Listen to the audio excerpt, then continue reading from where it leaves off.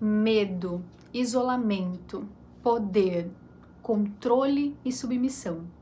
O que acontece quando duas pessoas são mantidas por um longo período em isolamento, afastado da civilização? O que será que acontece com a sanidade mental?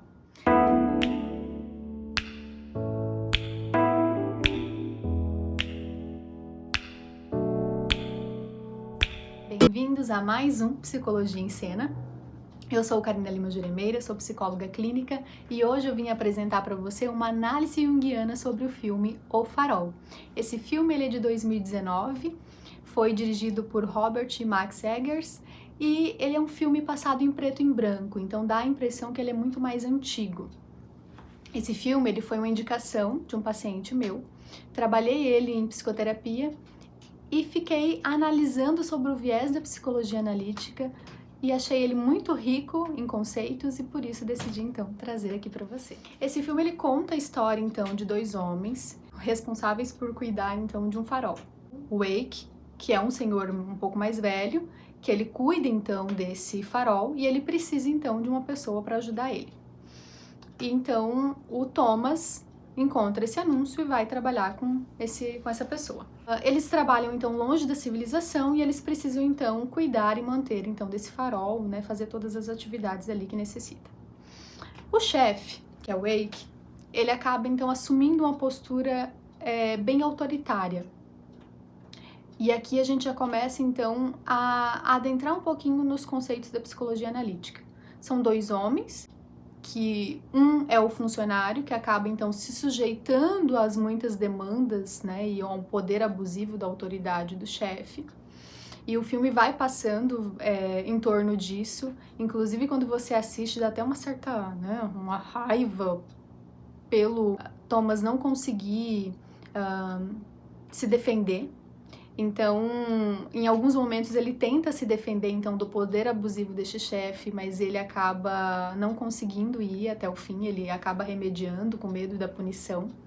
O chefe chama ele de cachorro, coloca um terror psicológico nele.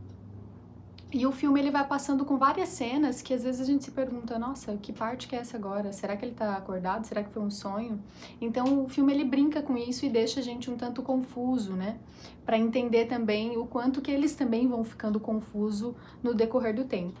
Durante o dia eles trabalham, há uma certa civilização, apesar da autoridade abusiva do chefe, mas à noite os dois acabam brincando, bebendo juntos, então vai mostrando também esses acontecimentos ali que dá muito pra gente linkar com a psicologia analítica. Quando eu penso em Wake, eu penso ele como a consciência.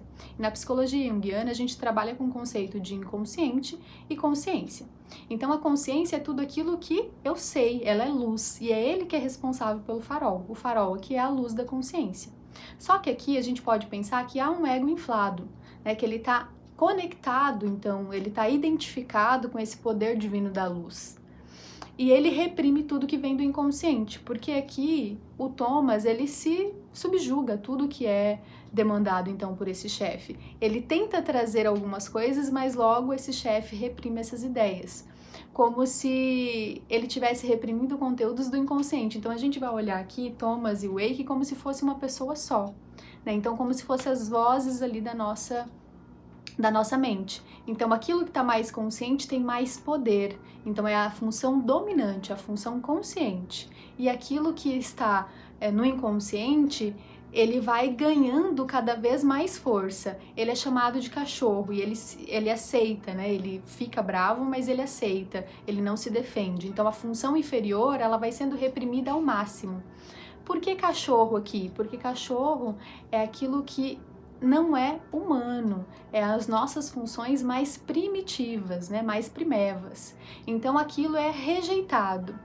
Conforme vai passando o tempo, o Thomas ele vai ganhando força, ele vai revidando, mas cada vez que ele tenta se expressar, cada vez que ele tenta se impor, ele é agressivo, então ele tem impulsos de agressividade.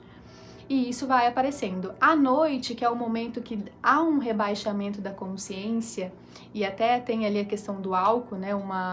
uma possível solútil, né, para unir, tentar unir então essas duas funções, há uma possível integração, mas logo a consciência retoma e reprime esse conteúdo.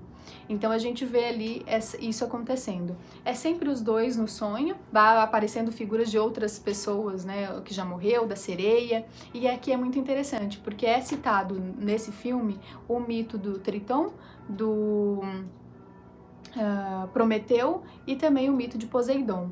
Então aqui a gente também vai entendendo essa dinâmica, porque o mito de Prometeu eram dois irmãos, então é como se esses personagens também fossem dois irmãos encaminhados de alguma responsabilidade. E a águia que aparece ali, o pássaro, a gente também pode pensar no pássaro que aparece no mito de Prometeu, porque ao final é aquilo que come, né? Vai comendo a pessoa viva, um castigo dos deuses. Então a gente vai vendo isso acontecer, porque essa briga entre os opostos, e os dois personagens, eles são opostos um do outro, essa briga entre os opostos é uma tentativa de uma integração, e quando isso não acontece, aquele material que ele foi rejeitado, que ele foi reprimido da nossa consciência, ele toma força e ele invade a nossa consciência, ele rompe. Então a gente pode pensar aqui que quando vai se encaminhando para o final, é como se o inconsciente tomasse tanta força que ele derruba a consciência, porque o que acontece? O Thomas derrota o Wake, mas ele derrota o Wake de uma forma que ele transforma o Wake num cachorro. Ele fala então para ele se comportar como um cachorro. Então aqui a função que antes era dominante, ela é reprimida.